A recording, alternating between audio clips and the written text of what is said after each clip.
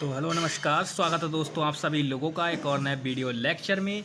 और इस वीडियो में हम बात करेंगे एक और नए चैप्टर की जिसका नाम है वैद्युत चालन। ठीक है, जो भी दो चैप्टर हमारे हो रखे हैं उनके न्यूमेरिकल्स एक साथ आपको कराए जाएंगे ताकि आपको आराम से अच्छे से समझ में आए। अभी थ्योरेटिकल चीज़ों पर हम ज़्यादा फोकस कर रहे हैं ताकि हमें जो भी थ्योरेटिकल चीज़ें हैं वो अच्छे से समझ में आ जाएं। फिर उसके बाद हम न्यूमेरिकल को अच्छे से क्लियर कर लेंगे कि किस प्रकार से कैसे करके न्यूमेरिकल सॉल्व होंगे। हालांकि कंसेप्ट मैं आपको पहले ही बता दिया हूं कि न्यूमेरिकल किस प्रकार से सॉल्व होते हैं। कुछ नहीं होता है, केवल वैल्यू आपको ऑलरेडी दे रखी होंगी, एक वैल्यू आपसे निकलवाएगा। कंसेप्ट आपको पहले से पता है, केवल फॉर्मूले चेंज होंगे और कुछ नहीं। ठीक है, और बाकी कैलकुलेशन आपके हाथ में बसती है, आप किस तरीके से करते हैं। तो चलिए, न्यू चैप्टर है आपका वैद्युत चालन, जिस पर हम चर्चा करेंगे। तो वैद्युत चालन से पहले सबसे पहले आपको समझ लेना है ये वैद्युत क्या होती है। वैद्युत चालन का मतलब होता है वैद्युत धारा का प्रवाह, यानी कि वैद्युत धारा का बहना। तो ये वैद्युत धारा क्या चीज होती है, सबसे पहले यही देख लेते हैं। तो किसी आवेश की, मैं अपनी परिभाषा बता रहा हूं, आपके पास लिखी हुई होगी, कोई प्रॉब्लम नहीं है, बस आप समझो कि मैं बताना क्या चाह रहा हूं। ठीक है, तो वैद्युत धारा होती क्या है। तो एकांक समय में मतलब एक सेकंड में, एकांक समय मतलब एक सेकंड में, यानी कि किसी परिपथ में एकांक समय में प्रवाहित आवेश की दर वैद्युत धारा कहलाती है। क्या बताया मैंने, वैद्युत धारा क्या होती है कि एकांक समय में प्रवाहित आवेश की दर, एकांक समय में प्रवाहित आवेश की दर वैद्युत धारा कहलाती है। ठीक है, ये हो गई इसकी परिभाषा। बात करते हैं वैद्युत धारा को प्रदर्शित किससे करते हैं। तो दोस्तों, वैद्युत धारा को I से प्रदर्शित करते हैं। फॉर्मूला होता है Q/T, क्योंकि एकांक समय को हम T से प्रदर्शित करते हैं और कितनी मात्रा जा रही है, Q आवेश। ठीक है, तो ये हो गया। अब इसके बाद हम बात करते हैं कि देखिए दोस्तों, इससे 3 क्वेश्चन बनने के चांसेस रहेंगे। सबसे पहला, वैद्युत धारा का मात्रक लिखें। तो आप वैद्युत धारा का एक मात्रक बहुत ज़्यादा लोकप्रिय है जिसको आप अच्छी तरीके से जानते हैं, वो है क्या, एम्पियर। ये वाला इसको सब जानते हैं, लेकिन इस वाले में मात खा जाते हैं कि कूलाम प्रति सेकंड किसका मात्रक है। अब दिमाग में आएगा यार किसका हो सकता है, किसका हो सकता है।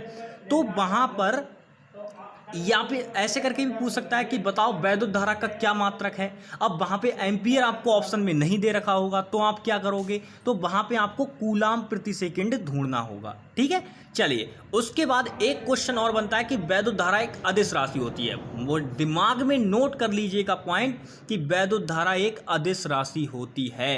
अब कुछ लोगों के दिमाग में एक क्वेश्चन बन जाता है यहाँ से कि जब वैद्युत धारा की जो होती है वो अदिश राशि होती है, तो भैया ये हम जब परिपथ में वैद्युत धारा दर्शाते हैं तो हम क्यों ऐसे करके परिपथ बनाते हैं। जैसे आपने देखा होगा, मैं अभी आपको दिखाता हूँ, आपने देखा होगा कुछ इस टाइप से।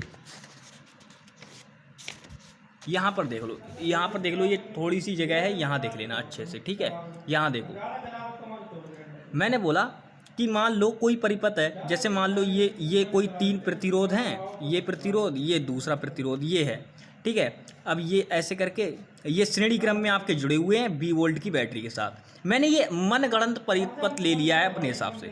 अब ये 20 वोल्ट की बैटरी है, यहाँ से I धारा चलेगी, I धारा चलेगी, तो हम ऐसे करके प्रदर्शित कर लेते हैं कि ये I धारा यहाँ से आपकी पॉजिटिव सिरे से निकली और यहाँ से आके यहाँ पर माइनस सिरे में प्रवेश कर गई। मतलब कुछ हम इस तरीके से मनगढ़ंत दिशा बना लेते हैं कि यहाँ से I धारा चली, फिर इस वाले R1 प्रतिरोध में गई, फिर R2 प्रतिरोध में गई। मतलब हम एक प्रकार से मान लेते हैं। तो आप समझो कि ये वास्तव में धारा की दिशा नहीं होती है, ये वास्तव में धारा की दिशा नहीं होती है। ये दिशा होती किसकी, जब ये धारा की दिशा नहीं होती है तो ये दिशा होती किसकी, किसी ना किसी की तो होती होगी। तो वो दिशा जो होती है दोस्तों, सबसे पहले समझो, परिपथ में जो हम दिशा प्रदर्शित करते हैं, धारा की जो दिशा प्रदर्शित करते हैं, वो वास्तव में धनावेश के चलने की दिशा होती है। मैंने आपको दिखा रहा था, मैंने जब परिपथ बनाया था अभी, तो उसमें मैंने दिखाया था कि पॉजिटिव आवेश से आपकी धारा निकल रही थी, तो वो पॉजिटिव आवेश के चलने की जो दिशा थी वही प्रदर्शित करते हैं हम परिपथ में। वैद्युत धारा की कोई दिशा नहीं होती, क्यों नहीं होती है, क्योंकि वो अदिश राशि होती है। अब बात करते हैं धारा सदैव धनावेश की दिशा में।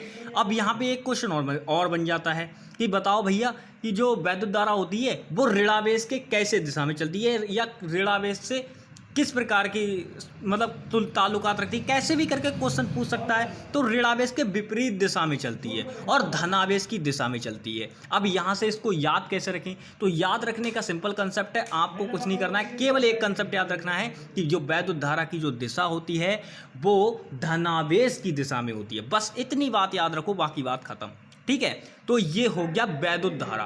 वैद्युत धारा में इससे ज़्यादा और कुछ नहीं, बस वैद्युत धारा के बारे में इतनी जानकारी कर लो, बस बहुत है, ठीक है। I बराबर Q/T फॉर्मूला हो गया, कूलाम प्रति सेकंड मात्रक हो गया, दूसरा मात्रक एम्पियर हो गया, अदिश राशि होती है। और जो वैद्युत धारा होती है वो परिपथ में वास्तव में वैद्युत धारा की दिशा नहीं दिखाते हैं, क्योंकि अदिश राशि होती है वो क्या किसकी दिशा होती है, धनावेश के चलने की दिशा होती है, ठीक है। ये बातें हैं छोटी छोटी। अब इसके बाद एक कंसेप्ट आता है कि धारा घनत्व क्या होता है। बहुत ही इंपॉर्टेंट क्वेश्चन है, धारा घनत्व क्या होता है। तो धारा घनत्व को प्रदर्शित करने के लिए सबसे पहले ये लैंग्वेज आपके सामने शो हो रही है, तो भैया इस पर ध्यान मत दो, क्योंकि ऑलरेडी आपके पास लिखी हुई है। तो ध्यान देने की, इस पर लैंग्वेज पे ध्यान मत दो, आप बस समझो बात को कि मैं बता क्या रहा हूँ। ये फॉर्मूला दिख रहा है ना आपको, ये फॉर्मूला, बस इस फॉर्मूले से ही इसकी डेफिनेशन बन जाएगी, इसकी ज़रूरत ही नहीं पड़ेगी। ये जो ऊपर आपको दिख रहा है ये मात्रक भी इसी से याद हो जाएगा, बस इन 3 शब्दों से ये मात्रक और ये डेफिनेशन दोनों याद हो जाएंगी। चलो देखो मैं बताता हूँ, ये देखो आपके सामने केवल अभी क्या शो हो रहा है, धारा घनत्व J और मात्रक इसका शो हो रहा है, और ये केवल इनका सूत्र शो हो रहा है, बल्कि मुझे और कोई चीज़ मुझे भी नहीं दिख रही है अभी, ठीक है। तो मैं बताता हूँ कि धारा घनत्व क्या होता है।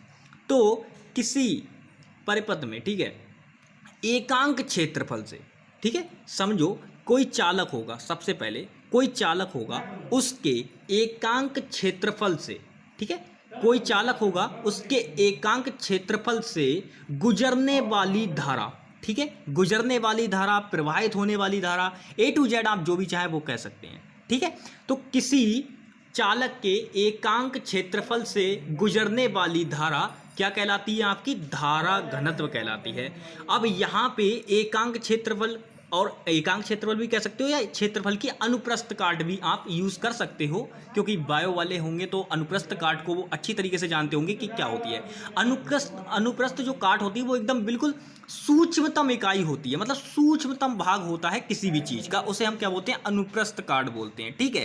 तो ये हो गया धारा घनत्व। धारा घनत्व को एक बार फिर से समझ लो कि किसी चालक के, धारा घनत्व क्या होता है, फोकस करो बिल्कुल, कि किसी चालक के एकांक आवेश की अनुप्रस्थ काट से गुजरने वाली धारा धारा घनत्व कहलाती है। इसको J से प्रदर्शित करते हैं, इसकी जो वैल्यू होती है वो फॉर्मूला जो होता है इसका J बराबर आपका I/A होता है। मात्रक इसका निकाल सकते हैं आप, क्या, कूला जो होगा एम्पियर प्रति मीटर स्क्वायर, क्योंकि देखिए यहाँ पे क्या है, आई धारा, और नीचे क्या है इसका क्षेत्रफल का मात्रक मीटर स्क्वायर, धारा का मात्रक एम्पियर, तो एम्पियर प्रति मीटर स्क्वायर धारा घनत्व का मात्रक हो जाएगा। तो आज की वीडियो में हमने 2 टॉपिक क्लियर किए हैं, वैद्युत धारा क्या होती है, वैद्युत धारा कैसी राशि होती है, वैद्युत धारा का मात्रक क्या होता है, और वैद्युत धारा में जो दिशा जो हम प्रदर्शित करते हैं उसका रीजन भी बताया कि वो क्या होती है, ठीक है। उसके बाद हमने बात किया कि धारा घनत्व क्या होता है, इसको भी अच्छे से एक्सप्लेन कर दिया कि धारा घनत्व क्या होता है। तो आई होप कि आपको धारा घनत्व भी अच्छे से समझ में आ गया होगा। तो चलिए दोस्तों, मिलेंगे नेक्स्ट वीडियो में, तब तक के लिए bye bye, take care and Jai Hind दोस्तों।